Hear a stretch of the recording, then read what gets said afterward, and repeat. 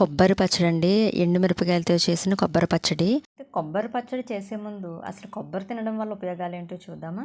కొబ్బరి తినడం వల్ల రోగనిరోధక శక్తి పెరుగుతుంది, శరీరానికి తక్షణ శక్తి అందుతుంది, జీర్ణశక్తి మెరుగుపడుతుంది, శరీరంలోని వ్యర్థాలు బయటకు పోతాయి, థైరాయిడ్ సమస్య అదుపులో ఉంటుంది, గుండెకు మేలు చేస్తుంది, మూత్రనాళాల ఇన్ఫెక్షన్ను తగ్గిస్తుంది. ఇన్ని ప్రయోజనాలు ఉన్నాయని తెలిసిన తర్వాత కొబ్బరిని తినడం మానేస్తామా? ఒక కొబ్బరికాయని అయితే తీసుకుని దాన్ని అయితే చిన్న చిన్న ముక్కలుగా అయితే తరిగి పెట్టుకోవాలండి. మీరు కూర తీసుకున్నా పర్వాలేదు, కాకపోతే నాకేంటంటే ఇదే సింపుల్ ప్రాసెస్ లాగా అయితే ఉంటుందన్నమాట. తొందరగా అయితే అయిపోతుంది. కూర తీసుకుంటే టైం ఎక్కువ పడుతుందని అయితే నా ఒపీనియన్. అందుకే ముక్కలుగా కట్ చేస్తాను. తర్వాత దీంట్లో సరిపడా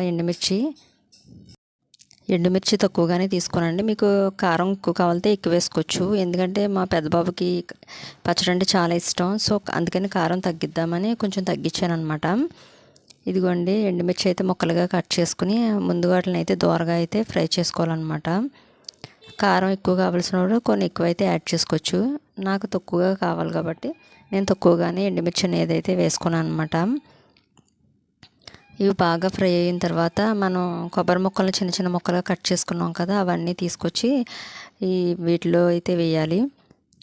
వీటిని కూడా కొంచెం కలుపుతూ ఉండాలండి, కొంచెం కొద్దిగా మగ్గేటట్టు. అందులో కొద్దిగా చింతపండు అనేది అయితే యాడ్ చేసుకోవాలి. దాంట్లోనే కొద్దిగా మనం ఏంటంటే ఒక స్పూన్ సరిపోతుందండి జీలకర్ర అనేది కూడా ఇందులో కొద్దిగా అయితే యాడ్ చేసుకోవాలి. అలాగే కొద్దిగా చిటికెడు పసుపు కూడా కొంచెం యాడ్ చేసుకోవాలండి. యాడ్ చేసుకుని మొత్తం కూడా కలుపుకోవాలన్నమాట. ఎంతసేపు కాదండి, కాసేపే ఉంచండి, ఎక్కువసేపు అయితే అవసరం లేదు. ఇలా అయిన తర్వాత దీన్ని అయితే మనం స్టవ్ ఆపేసుకుని అవి కొంచెం చల్లారిన తర్వాత అప్పుడు మిక్సీ జార్లోకి అయితే తీసుకోవాలి. కొన్ని ఎల్లుల్లిపాయలను అయితే యాడ్ చేయాలండి అందులోని. మిక్సీ పెడితే మనకి కొబ్బరి పచ్చడి అనేది ఇలా అయితే ఉంటుందన్నమాట. దీంట్లో తాలింపు అయితే వేద్దాం.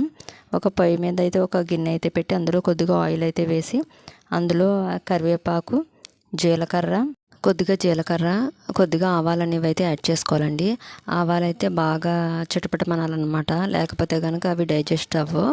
పిల్లలు ఒకటి తింటారు కదండి, అవి బాగా మగ్గాలన్నమాట, లేకపోతే అరుగుదల అయితే ఉండదన్నమాట. ఆ తాలింపుని తీసుకొచ్చి మనం ఈ పచ్చళ్ళు అయితే వేసుకోవాలి. మనం అన్నంలో కానీ టిఫిన్లో కానీ ఈ పచ్చడి అయితే చాలా బాగుంటుందండి. ఒకసారి అయితే ట్రై చేసి చూడండి. ఈ వీడియో నచ్చితే ఈ వీడియోకి అయితే లైక్ చేసి ఫాలో చేయండి.